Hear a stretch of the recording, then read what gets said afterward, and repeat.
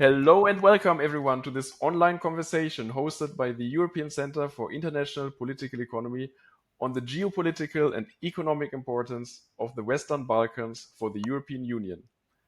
My name is Philipp Lamprecht, and today I'm very pleased to welcome Dr. Bernd Christoph Ströhm to this conversation.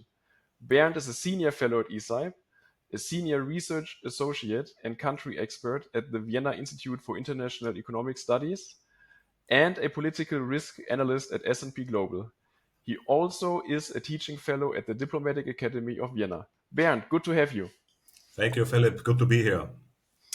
So, we see that the European Union is at the moment in uncertain times. And I think most people would agree when they have been following the news, not only for the last weeks, but also for the last months. When we look geopolitically at these questions and the situation of the European Union, well, what do we see? We see, first of all, that there's a war in Europe with the conflict between Russia and Ukraine. Then others would say also that one option for Europe would be in the future to look to the Far East, for example, in Asia. So that would be also China. But also here we observe that there are uncertainties. For example, there are worries about an armed conflict of China and Taiwan. And we all are aware that there has been a change in the White House with Donald Trump as US president. Many voices also agree that the transatlantic relationship has become more uncertain than before. So the question we ask ourselves here at ECIPE is, what should the EU do in terms of a geopolitical strategy to react to these uncertain times? And if the European Commission, as it proclaimed itself, would like to be a more geopolitical actor, then one operational and conservative, actionable strategy and policy should be to engage more with the immediate neighborhood of the European Union. And the EU should avoid to have a blind spot in its own neighborhoods at the bare minimum. Here comes, of course, the southeastern region of the European neighborhood, including the Western Balkans, into the play. And my first question to you, Bernd, is why exactly is this region important economically for the European Union, and why exactly is it important geopolitically? Yeah, that's a very good question. To properly answer this question, we have to look back at the development of the Western Balkan region. Throughout the 1990s, we have to look at the Yugoslav breakup wars that lasted between 1991 to 2001. So with the Thessaloniki agenda of 2003, there was this promise by the European Union to properly facilitate the integration of the Western Balkan region. And now, this has been a promise that was alive since for over 23 years. And there has not been a lot of progress so far. Initially there was progress in 2004 with Slovenia, and then, of course, in 2013 with Croatia. Both countries, by the way, totally emancipated themselves from the Western Balkans. So when we look back 10 years ago, the Western Balkan region, there were initially 8 countries. Now there are only 6 countries because Slovenia and Croatia properly integrated themselves into the European Union. Croatia in 2023 also joined the Schengen area and the Eurozone. So why is this area geopolitically and economically important? Well, first of all, economically, trade logically. There's a huge potential in the Western Balkan region for a trade, not only for the Western Balkan region, but also for EU countries. Labor demand, for example. We experience in the European Union a huge labor shortage over the past 10 or even 15 years. The Western Balkan region is, the European Union actually sources a lot of labor from the Western Balkan region. So this is, for example, economically also important for the European Union to integrate the Western Balkan region into the EU bloc. Geopolitically, of course, the Western Balkans is the direct neighbor of the European Union. It's in the backyard of the European Union.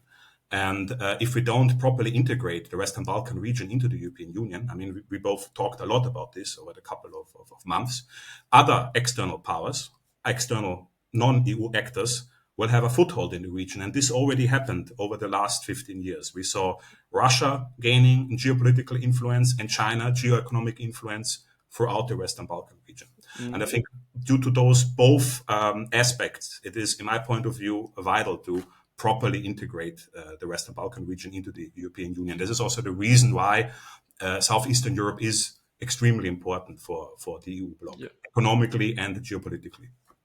Yeah, thank you very much. I mean, what I can take away from my own experiences of talking to policymakers in this region and also attending conferences about it is that this region has actually done extraordinarily well. I mean, for example, they did economically quite well during the first Trump administration.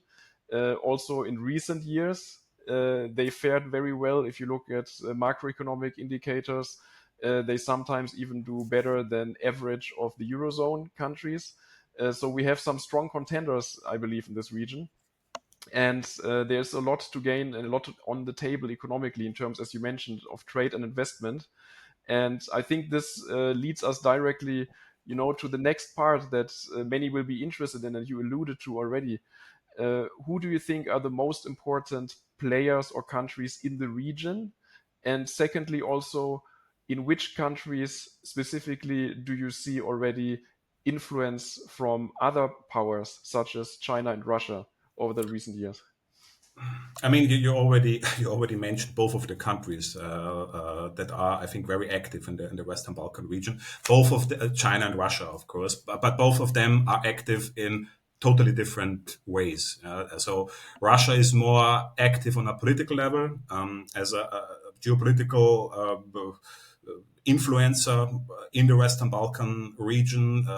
This is mostly done via Serbia because there's a very close relationship between Serbia and Russia, also because of the Slavic Orthodox Church, Serbian Russian Orthodox heritage and connection.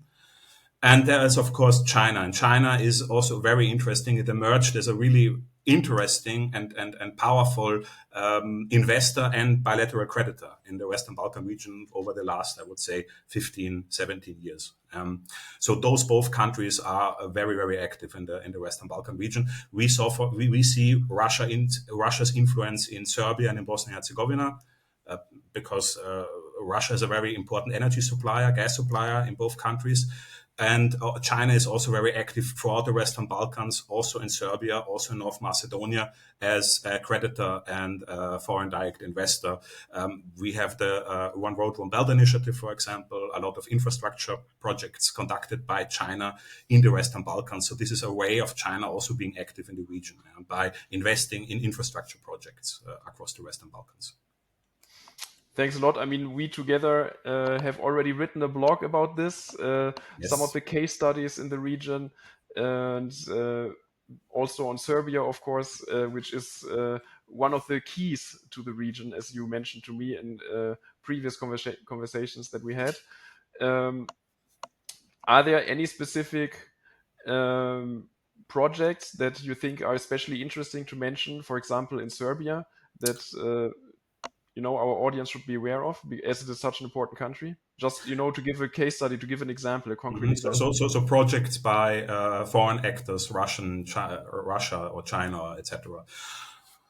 Well, I mean, there are multiple projects. First of all, Russia project. I mean, Russia is again active as an energy supplier, particularly for Serbia. So between 87 to 92% of Serbian gas, for example, or gas to Serbia has been sourced via Russia. Yeah, so Russia is a very dominant gas supplier. And now in May, President Vučić already announced that he wishes to extend this gas delivery agreement. So Russia is very active in Serbia, or is able to be active in Serbia as this energy supplier because, of course, Serbia sources Russian gas under a preferential price regime. So historically, you see Serbia gets Russian gas under a more preferable price than other EU countries. So there's this connection. China, Infrastructure projects. I mean, Montenegro, as you said, we wrote this blog together. Why Montenegro matters. Yeah? The Bar-Boljare motorway, a huge infrastructure project, the largest one in Montenegro. By the way, it's important to mention that Montenegro is a very small country. Only 600,000 people live in Montenegro, and it took the government took $1 billion, so some 980 million loan from the Chinese Exim Bank to facilitate the construction of a motorway, the Bar-Boljare motorway. And this also led to problems in 2019 because Montenegro was unable to service the debt. Yeah. Was a big problem in Montenegro, this project. So this is a project in infrastructure. China has also invested a lot in the mining sector, particularly in Serbia. In 2018, it procured 63% of the stock of the Bor mining complex, where zinc, copper, etc. is being mined, and this is being supervised by China.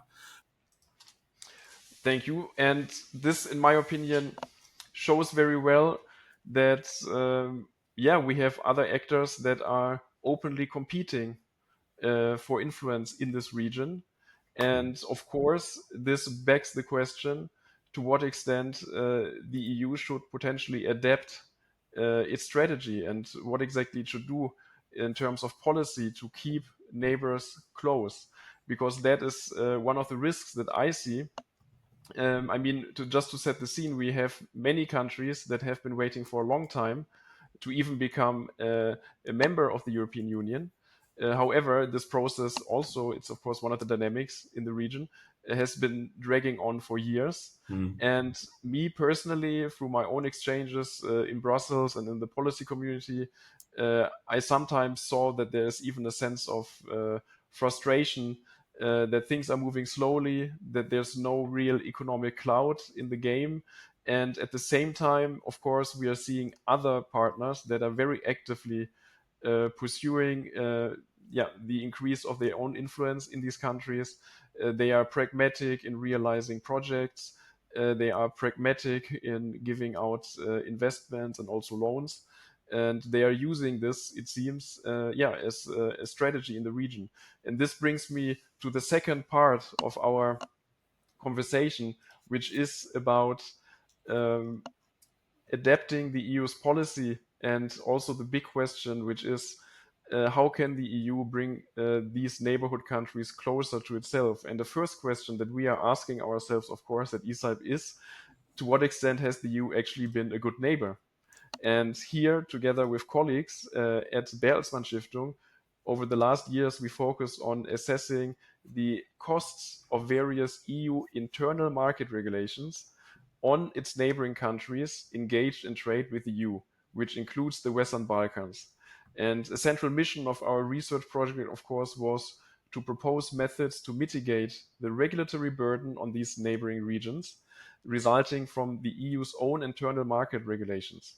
So this analysis is crucial as the EU seeks to maintain its regional influence amidst this growing competition. So what have we done? We basically did 5 studies. One on carbon border adjustment mechanism, where we have found significant costs for EU neighbors. One on EU digital regulations, where we also found that there are adverse extraterritorial effects on the neighbors. We also analyzed the EU Common Agricultural Policy and proposed a rethink of it to enable agricultural export diversity in the EU neighborhood. We also took a look at trade finance access for neighboring countries. And a 5th policy paper examines the extraterritorial effects of the EU's indirect land use change provisions introduced in various regulations. So the bottom line of this multi-year research initiative and 5 studies is EU policymakers should refocus on the importance of having good relations with EU neighboring countries, including the Western Balkans, and we should take into hand mitigating measures as a key priority to prevent EU domestic regulations from actually pushing neighbors away.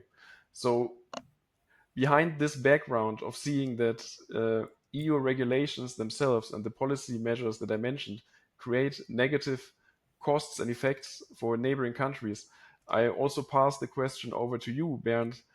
where would you see need for policy adjustments by the EU? What should the EU, in concrete policy terms, change in order to keep its neighbors close in this region? What would you like to see? Question. Good question. So basically, how should the EU process for integration be improved? Basically, yes. How How I should understand. the process be improved? How should Mhm. also these countries, be motivated to Mhm. stay interested in joining the EU? Is there any specific policy where you think this is Yeah. needed? For example, Yeah. Yeah. Yeah. bigger loans, Yeah. easier No. investments. No. What have you seen in the region? Because you're Yes. regularly in the region, you are in touch with the governments, with the Yes. policymakers. Yes. What Yes. have you heard? Well, so I've been, by the way, I've been in last month with the Diplomatic Academy in the Western Balkans. So I was leading the Academy's annual Western Balkans study trip, and I was able to speak to high-level policymakers in Albania, Bosnia Herzegovina, and Serbia. And one, so one improvement to how EU processes could be improved, or how a suggestion I heard many times, was basically just decouple bilateral disputes from EU conditionality. And there we can basically look into North Macedonia, the North Macedonia issue. North Macedonia is in the waiting room to properly launch EU accession negotiations since 2005. And, it has been constantly blocked and vetoed by EU countries. Greece, for example, until 2019 because of the naming dispute. Macedonia, it was renamed the Prespa Agreement to North Macedonia. Then it was for a very short period of time vetoed by France and then Bulgaria. And this, of course, is a problem for countries such as North Macedonia that is now waiting for over 20 years to launch EU accession negotiations. This increases EU skepticism. So I think it is very important that if we want to talk about proper EU integration of the Western Balkans, we need to decouple those bilateral disputes from EU conditionality. To avoid politicization, external blockages, etc., etc.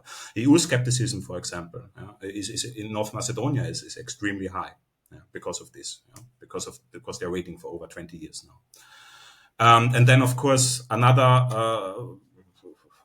policy or that could be improved is make the process itself more credible and merit-based. I mean, the current process is seen by many policymakers across the Western Balkan region as overly political and, as you said, slow. And there should be an introduction of clearer, enforceable benchmarks, predictable rewards, and also penalties, of course, for backsliding. And this would also restore credibility of the European Union within the Western Balkan region. And maybe we can also talk about the implementation of a revised enlargement methodology. So consistently across all candidate countries. So emphasizing clusters of reforms and performance-based advancements. So reform the entire West integration process. Exactly, because one issue that I've been thinking about a lot too is just the importance of the concept of time. So what I mean by this is that the process for many countries, both for building closer relationships with the EU, but also in many cases accession processes, has simply been on hold or progressing very slowly for a long time. And there is this general picture uh, of somebody, this expression in English, that someone is sitting on the fence. Mhm. And there's basically the fence on the one side is the EU, and on the other side are other powers that are actively competing for influence, such as Russia, such as China. And if you have been sitting on the fence for many years, let's even say more than 10, then of course you're more likely to make yourself comfortable on top of that fence and to start to play the game of leaning more to one side to get some advantages there, leaning more to the other side to get some advantages there. And so my question to you is, have you seen, this in the region, that people are saying, well, it's been taking such a long time. Actually, to change something, we would need to see more from the European Union? I mean, it depends where you are asking this question. Yeah. Albania, for example, I mean, Albania is a very advanced country when we talk about EU accession. Montenegro as well. Yeah. So there, I think the EU has a very positive rather positive reputation. Serbia, for example, North Macedonia, Bosnia, bigger problem. Yeah, this is a bigger problem. North Macedonia again is the best example. We saw now a government change from a rather more liberal to a more conservative right wing government because of dissatisfaction with EU policies regarding EU accession. Yeah. So this is a big problem also in Serbia, of course. But Serbia is also traditionally very skeptical, particularly in relation to the West in general. If you can say the European Union is part of the West, Russia part of the East, it had always a very close relationship, particularly after the dissolution of Yugoslavia with Russia, than with the European Union. Yeah. This has historical reasons. This has also something to do with the 1999 bombing campaign conducted by NATO against Serbia. So there, the European Union skepticism is rather high, and Serbia, for example, is also one of the primary examples for a fence-sitting country in the Western Balkans, Yeah. because China.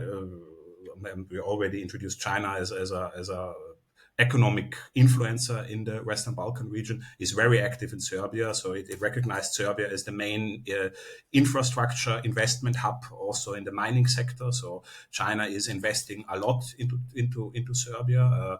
It is the second largest foreign direct investor in Serbia. So in 2024, China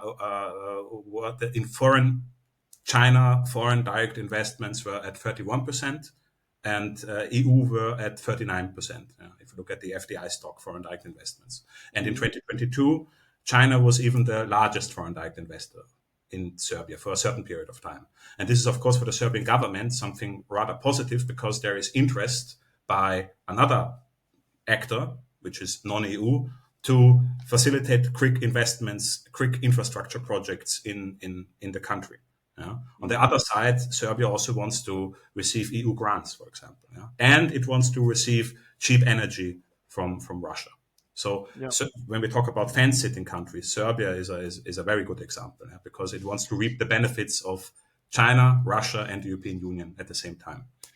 Yeah, and this seems to, corroborate my own observations that the fact that the EU is taking so much time in these processes and that things are moving so slowly, that it actually increases the difficulty of keeping these neighbors close, because they play the game of going to both sides. They eventually will ask more from the EU to actually give up opportunities with other powers.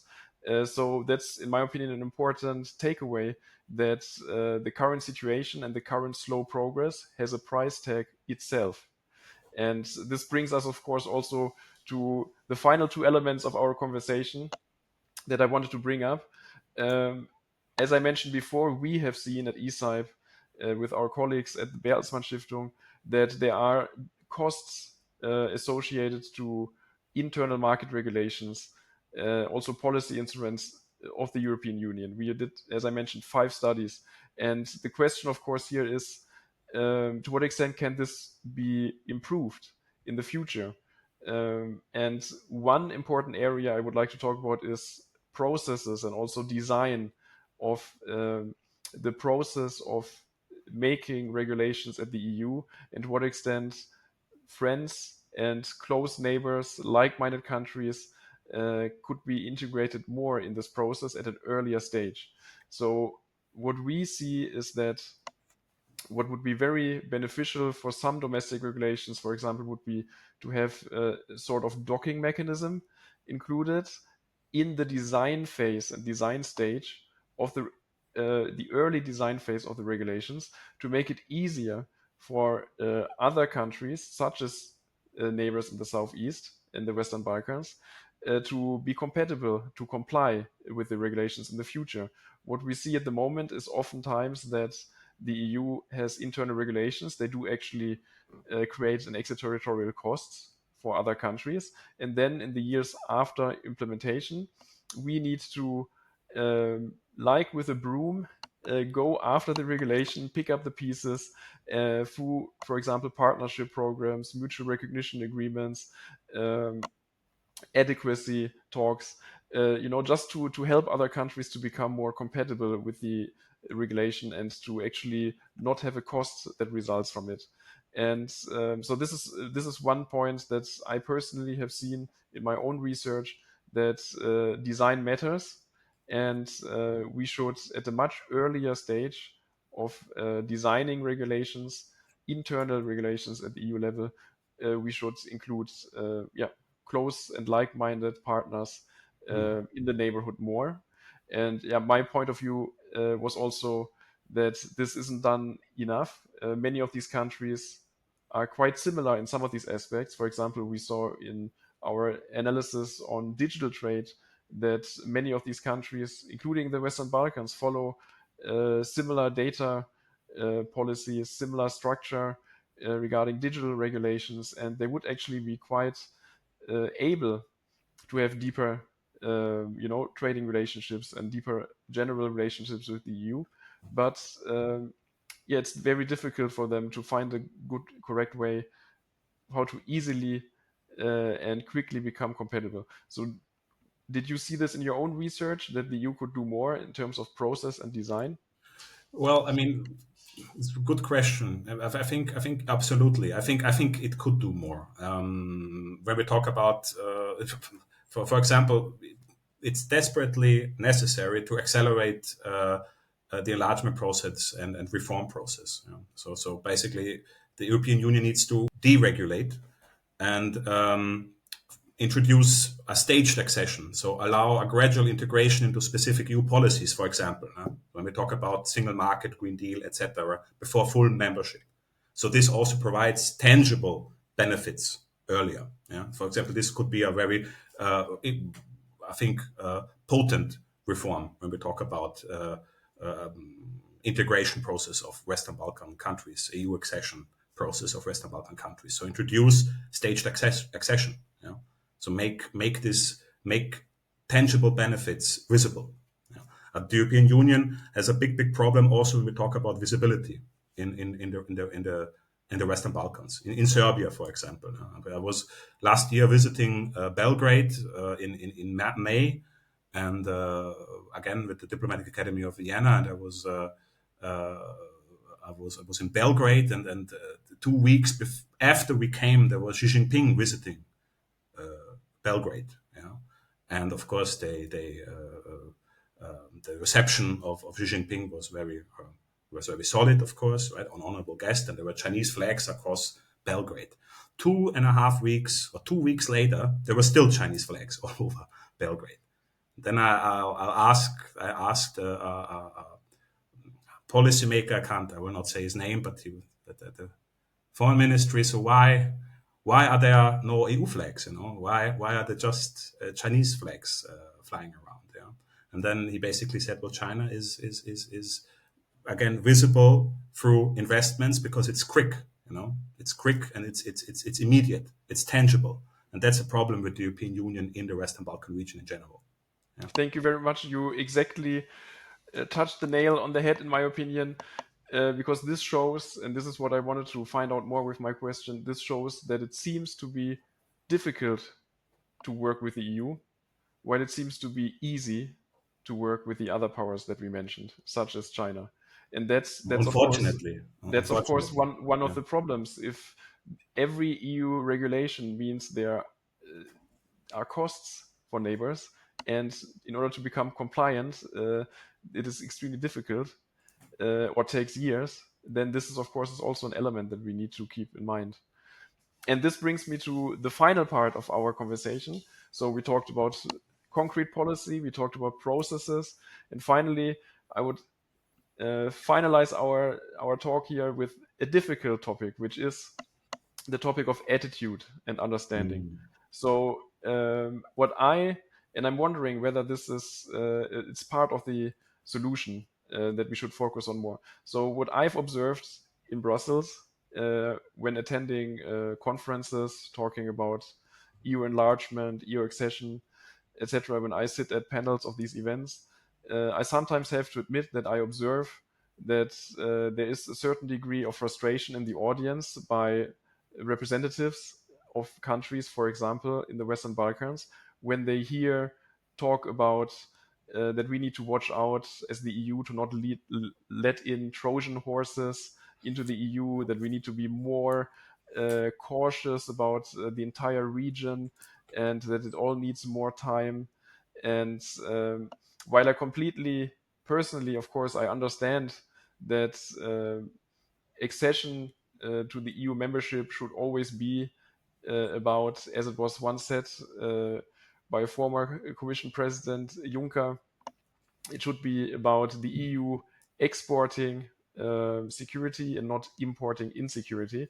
So that's, of course, a very wise general method to follow. But the reality is, however, that yeah, some of these policymakers are a little bit frustrated, and this makes me wonder sometimes to what extent is there need to update the vocabulary of Brussels, to update the dialogue between Brussels policymakers and the actual stakeholders on the ground in the region, the actual officials and ministries in these countries, and to what extent there is a little bit of a delta or a disconnect. So, what's your own opinion? Is the dialogue in Brussels, does it reflect the actual problems, needs, and situations, politically, economically, and in social terms, of the actors, of the people on the ground in these countries?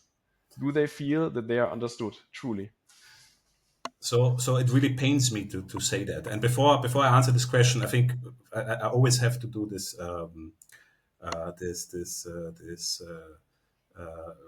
introduction to this question, or the explanation to my answer to this question, that both you and I, we are pro EU, of course, right? I mean, we are.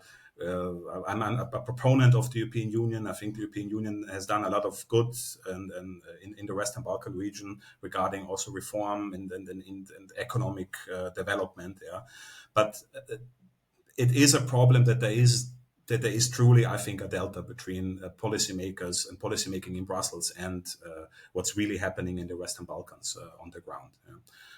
I've met regularly with EU delegation members in the Western Balkan region, and it seems to me that I think that those representatives by the EU delegation in the Western Balkan countries, they know exactly what was going on in the region, in certain countries, for example, in Bosnia or in Albania or in Serbia, but they don't want to lose the region by being too critical, of course, which is why they're very optimistic. For example, when we talk about Bosnia-Herzegovina, EU accession, I had a discussion last year with members of the EU delegation about this, and they were very positive and optimistic. And then you talk to civil society people on the ground, people who live in Bosnia and live in Sarajevo, and they tell me, no, it's a big problem. Yeah. There are still many issues. For example, in Bosnia Herzegovina, issues based on the Dayton Agreement, the Constitution of Bosnia Herzegovina, issues based on ethnicities, ethnicity struggle, and lack of cooperation between the ethnicities in Bosnia Herzegovina, lack of joint policy making, and this seems to me. It seems to me that this is not properly conveyed to Brussels.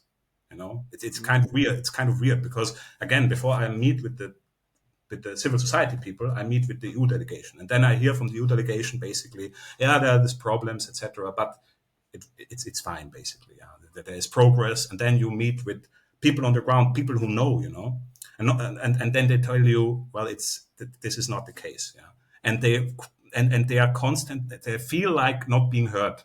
Thank you Unfortunately. very much, for these insights and this, in order to set it in context, this, I don't know, makes me believe that it is very important to see this delta that may occur in some of these countries from also a more geopolitical lens, and to make it a clearer priority to be more cognizant about the actual concerns on the ground, and also that this message has to be potentially transported to Brussels policymakers more clearly. And yes, go ahead. Yeah. I just remember the great example regarding this rift between policymaking in Brussels and in the Western Balkans. At the Raw Material Summit, the lithium mining deal with the European Union and Serbia, this endeavor this attempt by the European Union to tap into lithium as a raw material in Serbia by promoting this lithium mining agreement with the Rio Tinto mining company. So basically, this is a mining concession agreement between the Serbian government and the Rio Tinto Mining Corporation, and there's a huge opposition by the Serbian civil society. And this opposition caused massive protest rallies across Serbia against this mining project. And these protests caused the Serbian government to not grant the concession to the Rio Tinto Mining Corporation temporarily. And then the European Union, basically last year in July 2024, hosted this raw material summit and brokered this agreement between Rio Tinto and the Serbian government to facilitate the mining of lithium. So now the Rio Tinto company has the concession. It's now officially a strategic project by the European Union, and it will be facilitated. Yeah? And there's again this huge opposition by the Serbian civil society that protested across Serbia against this agreement, against this mining project. And of course, now the European Union, as a broker of this mining plan, lost credibility in Serbia. And this is the reason why EU skepticism in Serbia is rather high, also because of this agreement that was brokered by the European Union. Mm-hmm. And this was, of course, a geoeconomic and geopolitical, geostrategic decision by the European Union in order to counter China's position as an investor in the Serbian mining sector, logically. Yeah. Yeah. Yeah. And you see, this is a problem because the civil society is actively really against this. And despite the fact that the civil society is against this project, it was facilitated with help of the European Union. It's a big problem, Yeah. This is something that we analyze in more detail in our blog about Absolutely, Serbia, yeah. and it shows, the complexities, even in a specific country such as Serbia, to take into account. And in my opinion, this also shows generally the need to take these processes, take these initiatives, these relations with these countries as a clear priority, to view them from a far more strategic geopolitical lens, and also to make the understanding of the actual situation on the ground and the conversation between Brussels and the actors on the ground a clearer priority for the EU, because other powers are there, they are active, and they certainly have plans to increase their influence. Bernd, it has been a pleasure talking to you. And to our audience at ECIPE, we will continue to follow these issue areas on the importance of the EU's neighborhood overall, and also the Western Balkan region, both in geopolitical and economic terms. You can stay updated on our upcoming activities on this at ECIPE's website and, of course, on social media. Thank you. Thank you, Philipp. It was a pleasure talking to you.